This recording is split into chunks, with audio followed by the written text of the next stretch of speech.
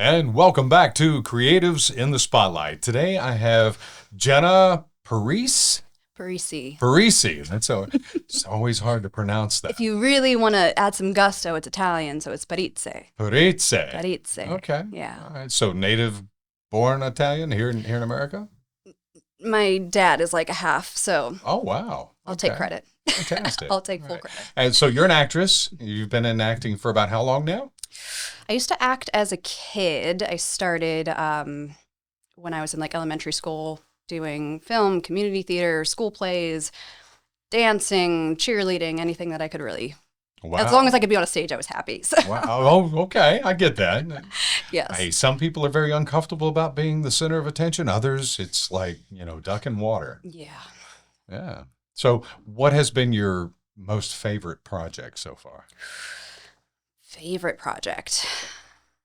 I would say You're It is definitely one of the most what I would call like checkbox Right. worthy. Okay. I feel like as an actor, you really have to kind of be mindful of those small successes Mhm. because the big ones seem so far off and so far away sometimes that it's just like take a moment to like maybe you see yourself on like in a theater for the first time at like a festival or something like that. Like take that moment and Mhm. celebrate that and really, you be mindful and give yourself that credit. But You're It was a lot of big checkbox items for me. So that was like my first feature film. That was my first premiere. We got to have this really awesome like red carpet premiere. I know, I was there. Yes. That's actually where we met. On You're It. Yes. Yeah, Yes. You're It, I thought because you meant at the we premiere. we I was ran like, the okay. casting. We ran the casting, and you showed up and auditioned for a role. Yeah. And even though you didn't actually get that part, we found another part for you. Mm-hmm. And Yeah. Ronald Rossman was the director, and then I was actually the assistant director Mm-hmm. and an actor as well in Mhm. the film. But that's pretty much where we met. Yes. You two were very intimidating. I remember walking into that audition room. I had to audition 3 times. I had 2 callbacks for that project, and that was Your performance was a lot. absolutely amazing in that Thank film. you. I'm serious. I was just really shocked that you had that much raw talent, and that was your first feature film. I was like, this chick's been in other stuff. She has to, because you commanded the camera, you nailed the character. Thank you. And I was very impressed. Well, thank you. Thank you. That is, I guess my favorite part of acting is really just like everyone can sit there all day and say, "Oh, you did such a great job. That was such an awesome performance." You never really know if it's genuine. Right. My favorite compliments are when people are like, "Oh, like what you just did made me cry. Oh, that gave me goosebumps." Like visceral reactions, I think mean so much more to me. So like, I think whenever like I hear those, that's my drive. I'm like, okay, all right, I'm doing something. I'm doing something that's connecting, and this is what I love to do. So eventually you want to do this for a career.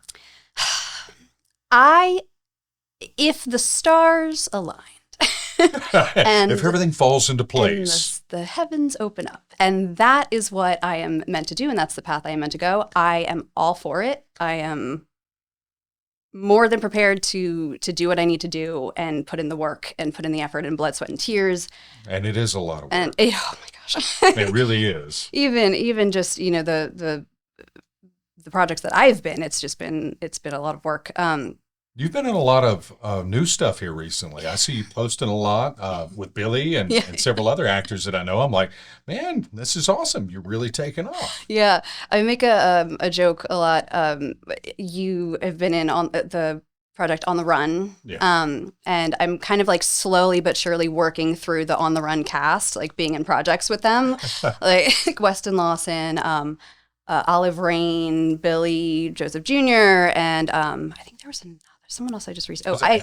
Evan. Yeah, He's going to be on the guest in the show here in a couple of weeks. Yes. Yeah, he seems like a really, really nice guy. He is a treasure.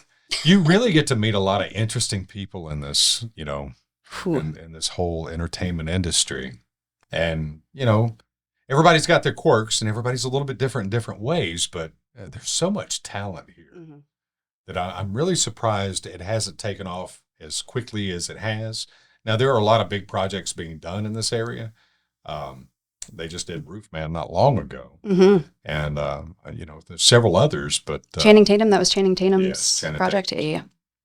And, I didn't actually get on set for that.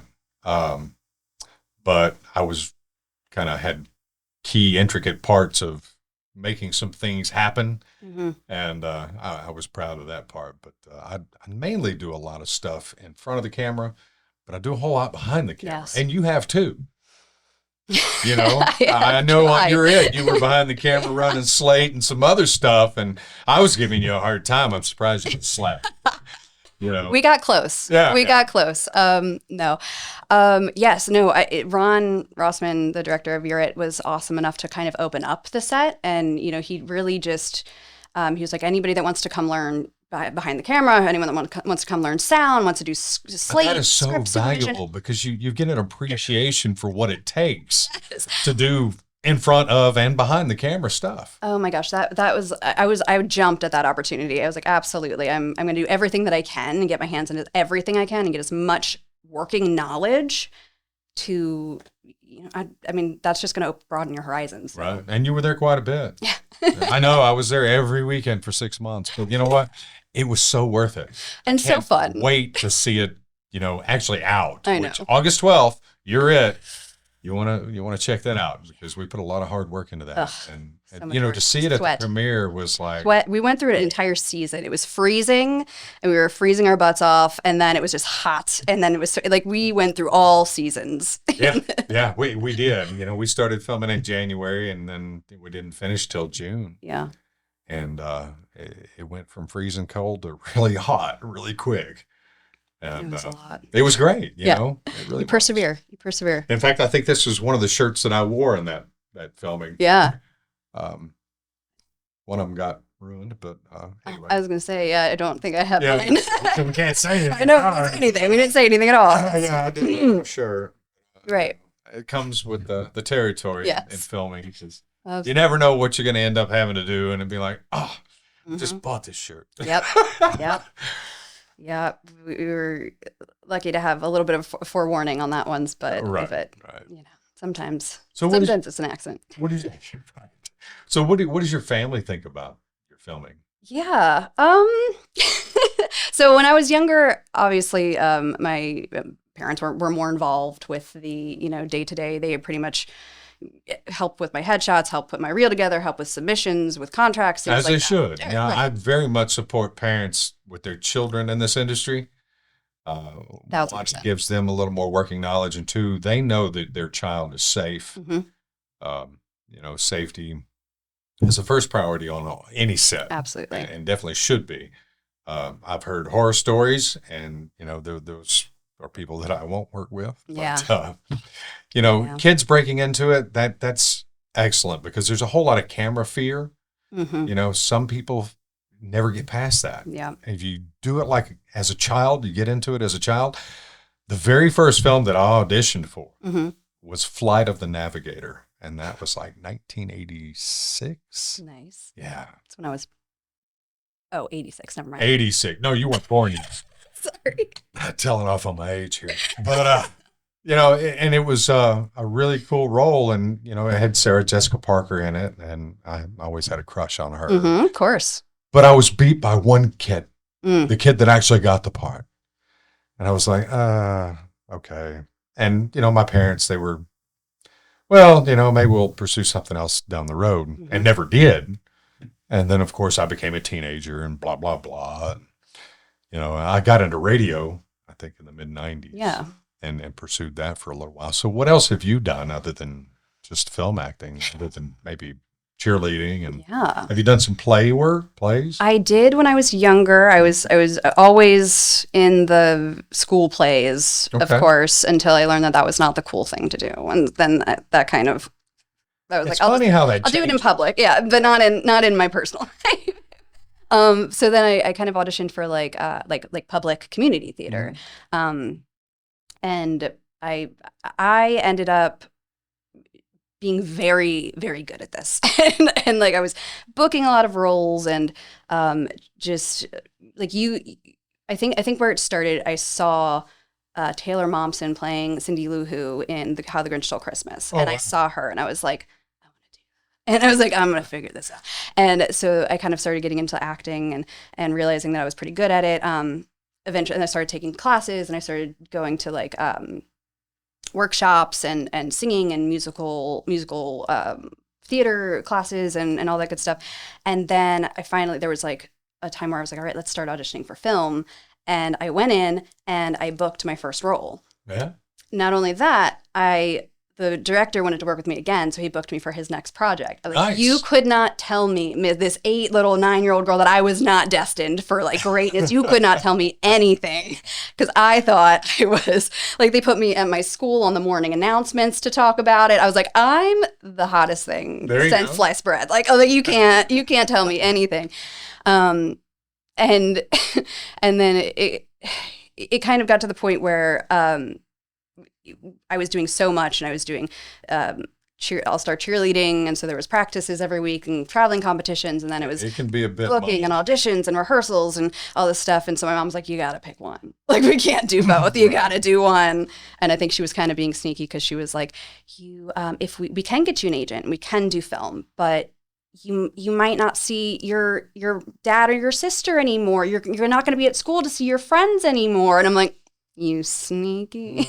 Like, now that looking back on it, I'm like, of course I don't want that, but I can do acting now, and my joints cannot do all-star cheerleading now.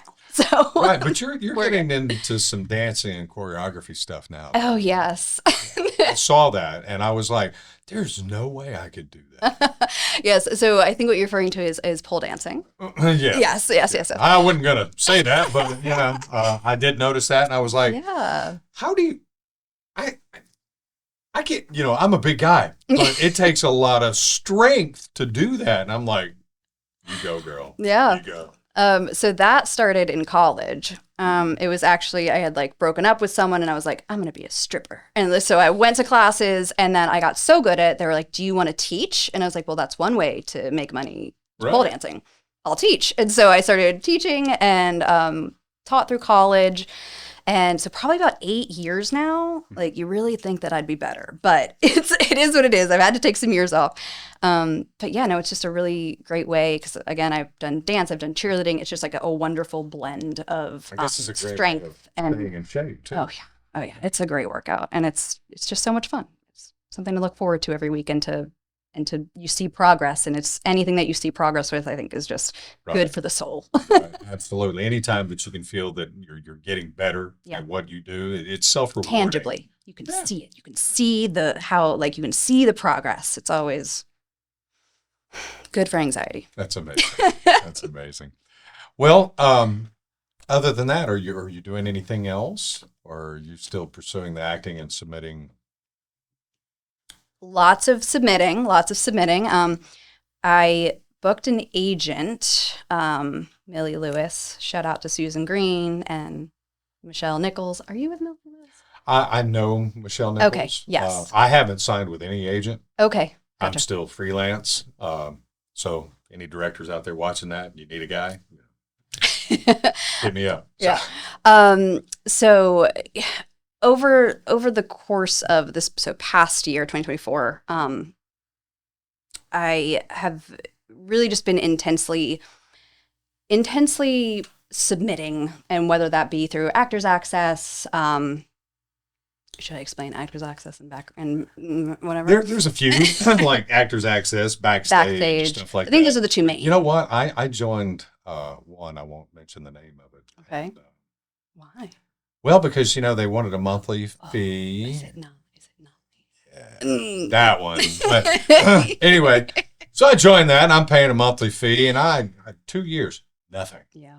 Nothing. That's a scam. Yeah. Oh, it's time for your monthly so training call, blah, blah, blah. And I'm like, I think they're AI. Like, I really don't think it's a real person. I think they put you on a call, and they're like trying to sell you stuff, and then.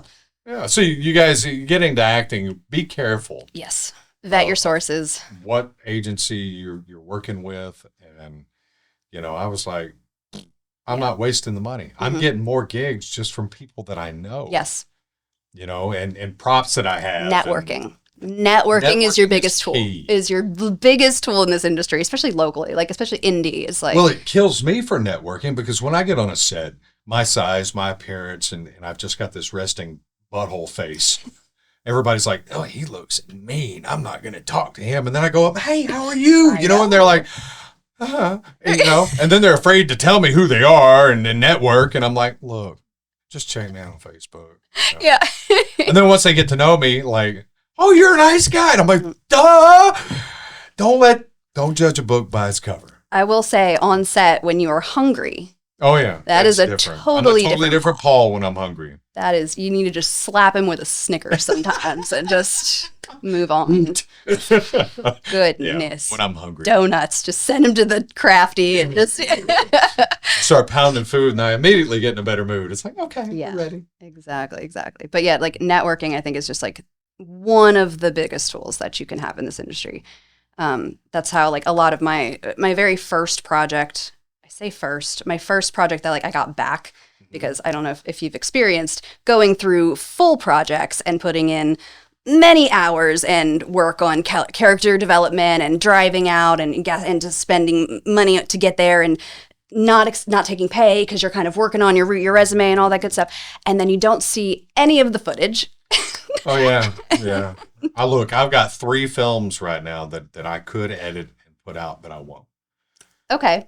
Because of a relation of somebody that is also tied to that That's film. Fair. That's fair. You know, and guilt by association is strong in this industry. Mm-hmm.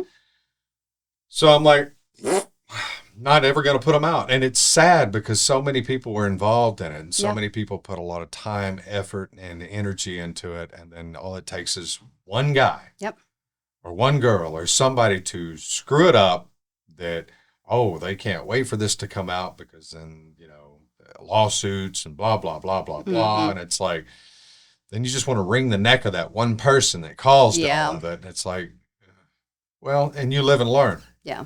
And it's like, never work with that person again. Unfortunately. And I pray nobody I know works with that person because, you know, it can come back to. Yeah. Absolutely.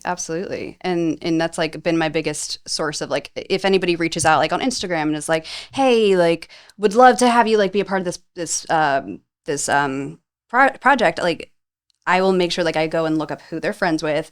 I'll reach out to like whoever they know and I'll be like, perfect. How does this person run a set? Are we professional? Do we have any, like, is there any cancel culture that I need to be aware of? Like surrounding this person? Yeah, just like your connection in North Carolina film is so important. But. Yeah, it really is. And, you know, not everybody knows everybody, but you know someone who knows someone. Yeah, exactly. And I've always told everybody, look, if somebody reaches out to you and you don't know who they are, look them up on IMDb. Yes. Look up their past projects. Look who they've worked with. Reach out to somebody because you know somebody. You do, yeah, for sure. Everybody knows somebody in this industry. And if you don't, you're just getting into it, then find somebody that you know or you meet that you can trust and say, hey, you know, I'm wanting to pursue this. And I've taken people under my wing before. And some of them turned out to be great. Some of them not so great. Yeah. You know, and you don't know till you try. Yeah. You know, and it's all about how you conduct yourself. If somebody is professional, and I can be, and I cannot be, but depends on if I'm hungry or not, or you know, whatever. But we have Diva Paul or Hungry Paul or suave moderator Paul. Yeah, I wear many hats. Yes, yes you do. I swear I'm not bipolar, but well. The verdict's not in it. That's right. I know. Sometimes that's helpful. True. I think a lot of people that have, you know, not really bipolar, but kind of an upbringing that may have been a little troubling or trying or what have you, really kind of helps with acting because, you know, you've either had to wear a smile or pretend to be okay. Or, you know, there's a lot of things that we go through life that can trigger alternate personalities. Oh, yeah. You know, I used to say, that I was born for it. Mm-hmm. Because growing up, I came from a split home, Mm-hmm. and it was two very different lives. Living at my mother's house, my mother worked for the DA's office. She was married to a police officer. I got the opportunity to meet your mom. Yeah, She's so she was sweet. in your head. Yes. Yeah. So, and then on the other side of that spectrum, I would go stay the weekends at my father's, who played in a band, rode a motorcycle, had long hair, Yeah. So I would be introduced back and forth to these environments. During the week, I'm playing the violin, wearing khaki shorts and, an Izod knit shirt, whatever, and then on the weekends, I'm wearing ripped up leather jeans and a leather jacket and sporting a pack of Marlboros, playing the guitar, and it really kind of helped me have a different perspective on life itself. There's not just black and white. There's a lot of gray area. There's good and bad on both sides. Mm-hmm. And it really helped me. I didn't have any acting lessons. Yeah. It was like do or don't. Mm-hmm. And I really kind of envy people that have taken acting lessons because I kind of feel like I've missed out on it. But then a lot of people are like, oh my God, I wish I hadn't. No, you don't wish you'd had that childhood. You don't wish you had gone through all of that. But in the same token, it really did kind of help me prepare for it. Yeah. So, but you started out very young and you had some schooling. Sort of. Yeah. I don't remember any of it, but it But it's almost good that you don't because it's imprinted. I agree. I agree. It was always something that kind of just came naturally. Mm-hmm. I was always like, if I ever needed to get out of like being in trouble with like my mom, like I could cry. Like I could just start crying. Pour on the tears. Yeah, easy. That's awesome. Probably shouldn't have admitted that on the camera, but but yeah, no, it's always just been something that's I've never like feared like exploring like characters. I've never been like intimidated by any one character. I don't think I really get typecasted so much. Right. Which I'm really happy about. Mm-hmm. I don't think I've played like the same character twice, which is awesome because I love the challenge. I love the versatility. I love to see it. So you got a lot of range. Yeah. I wouldn't say that. Well, I mean, if you're playing different characters, different parts, yeah, that explores that range area. Sometimes I get casted as a dad. Yeah. Method acting or cop, and I've worked with law enforcement for many years, and it's second nature for me. Yeah. But, to play different roles, different parts, and get in that mindset, how long do you think it normally takes you to really feel a character? You read over the script and you go over it and you're like, okay, how can I be this person? Mm-hmm. How long does it normally take you to kind of adjust to that? It really depends on the character. Mm-hmm. It depends on the weight that this person is carrying. It depends on if, like, maybe I've lived the experience. Like, obviously, I'm a single white woman, never been married. So, like, I don't know what it's like to be a mom. I don't know what it's like to be married. I don't know what it's like to, like, I don't have these firsthand experiences. But, like, you see them, like you've experienced them. You know who those people are. Right. So, kind of just tapping into just kind of like your firsthand experience as like a human, I think helps a lot. But again, it just depends on like the weight of the character. So if it's someone that's really complex, somebody that I really want to have like layers or like really want to have depth to, I have a couple different ways of approaching it. One thing that I'll do, like if I'm looking at a script, say just laid it out, I'll read through all of it, and then I usually have like an idea of who I want this person to be. So I kind of start there and I'm like, okay, now let's build this person. Let's like figure out her quirks. Let's figure out like if maybe she like taps, like maybe she has like a nervous thing. Like I just like to put little pieces together to build this human. And then like I'll go through and I will mark down any like motivated action. So like not so much like Sarah like walked down the hallway. Like I'll kind of set that aside because you get on set and you know that you're gonna have a walkthrough. You're gonna have like a little mini rehearsal. We're gonna go through blocking. If it's a prepared set, you're gonna have all that. You're gonna have that time to know the motion of it.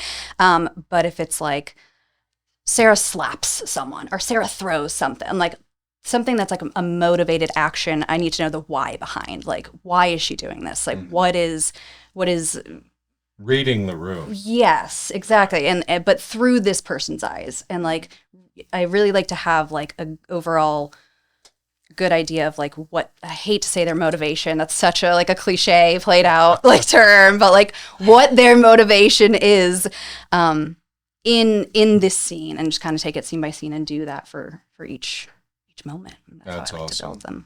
That's awesome. So what advice would you give someone starting out to kind of learn that character? Just I think everyone has a very different way to approach it. I don't think what I do will work for every single person in the world. But I mean, it doesn't, more practice is always better than not. So like if you're not booking roles and you don't have active practice on doing this, like find, like just kind of do it on your own, like kind of like come up with a character, kind of maybe try to build out like who this person is, and I don't know, just kind of play around with like what you can tap into, what inspirations that you can kind of like bring to life, and hopefully like, you'll be more prepared for down the road when you book something. That's awesome. That's awesome. Well, we're going to take a quick break. Now, just a word from our sponsor, and then we'll regroup and come back. You want to create content and you need options. Noda Art House has everything you need.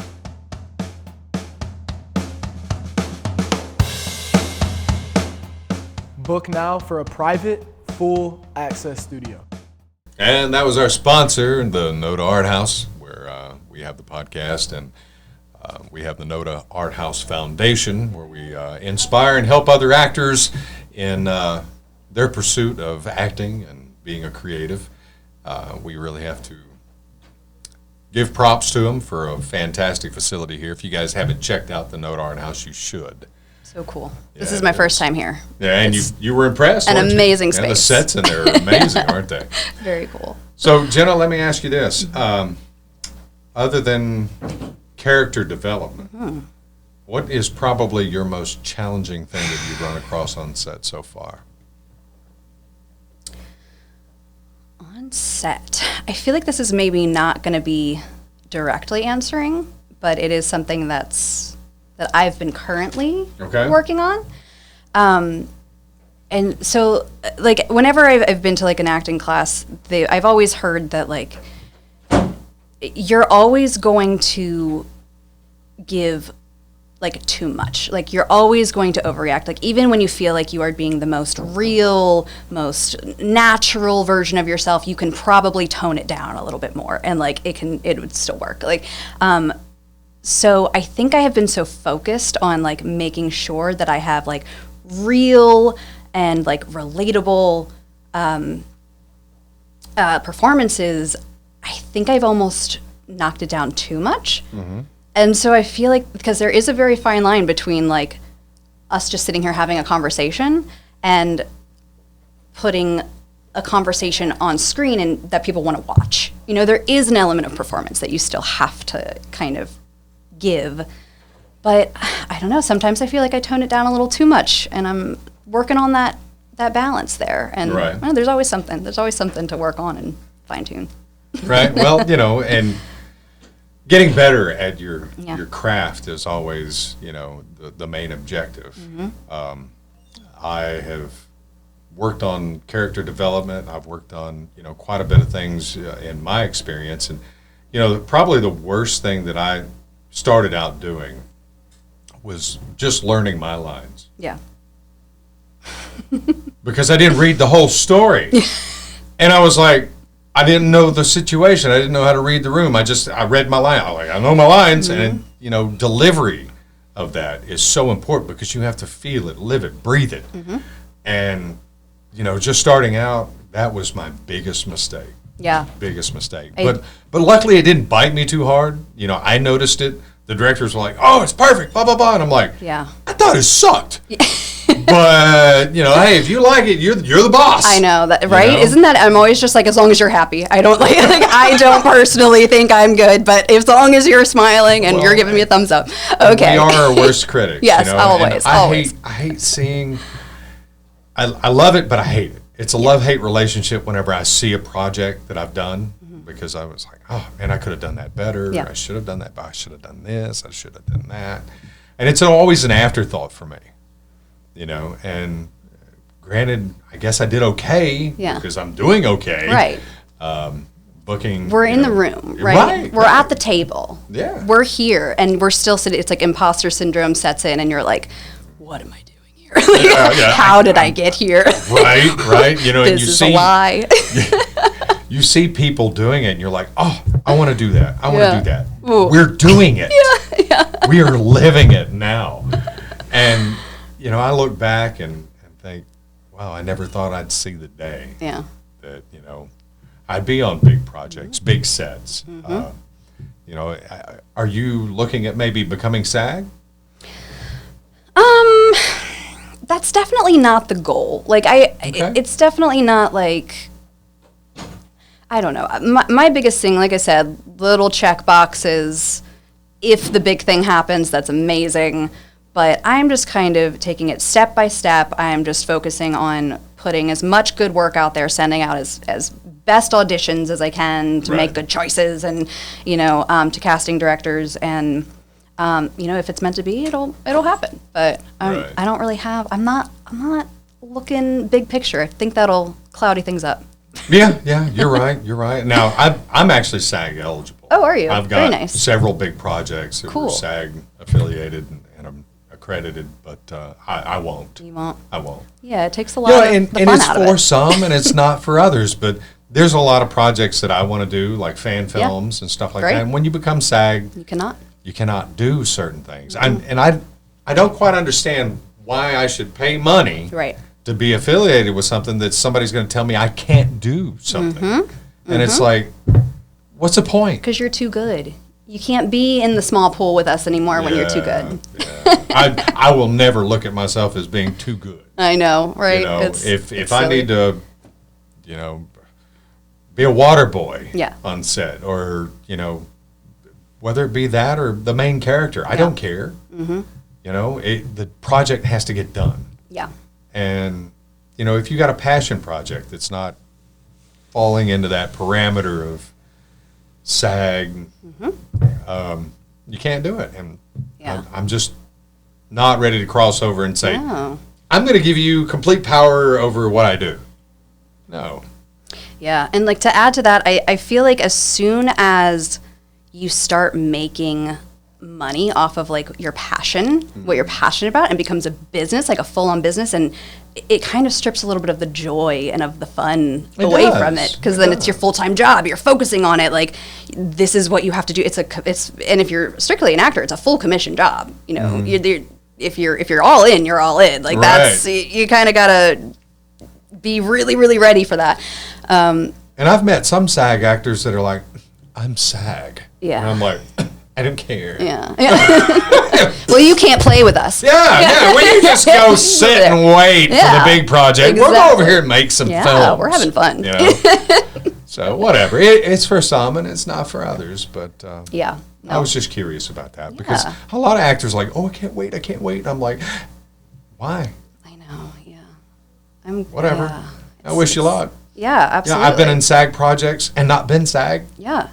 That's a huge goal. It's a huge accomplishment, and like, brava. I'm happy for you. Yes, but Move on. Have a nice life. I have different goals. That's awesome. Not better, just different. Yeah. Well, I really appreciate you coming on the show today. Is there anything else that you'd like to share? Maybe a Instagram link or your Facebook link, get you some followers, and Will it be on the screen? yeah. I think it's @actress Jenna Parise _. Okay. All right. Yes, Instagram. And then I am working on a project next month called A New Beginning. Okay. With a lot of our On the Run colleagues. Okay. Billy, Weston, and Olive are all three in it, so that'll be very fun. Nice. Manchester Productions. Jason Manchester's the writer-director. And Well, if he needs a guy. I know. I'm trying to figure it out. I'm trying to work you in there. But yeah, so that'll be a really fun project. And that starts when? That begins in 2 weeks. Ooh. We have our final read-through tomorrow. Yeah, I wouldn't be able to do it. I've got something cooking with NASCAR right now, and I'm having to leave my weekends open. Now, Yeah.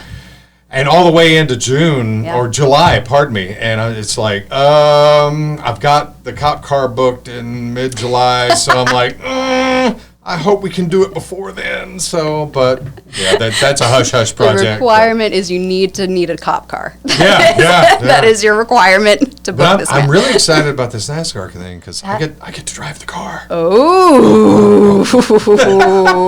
So, but I can't really divulge too much of that. If you need anyone to wave the flag. I don't know, but I know we're looking for a mother and some children. I think we've got them, but we're waiting to finalize the date. Yeah. And once that moves forward, then I'd be able to post it online and be like, I'm doing this. So That's but awesome. it's in the works. It's kind of a done deal, but we just gotta pick a day for the track to be open. So I'm excited about that. That's amazing. I can't wait to see that. Yeah, me too. But again, thank you so much for coming on the show today. It's been a very, very pleasant experience. I love working with you. Yes, you too. And I really hope that everything works out the way you want it to. Thank you so much. Thank you for having me, and happy Pride Month. All right. Well, that's all for today. Be sure to like and subscribe and check us out next week. Thanks.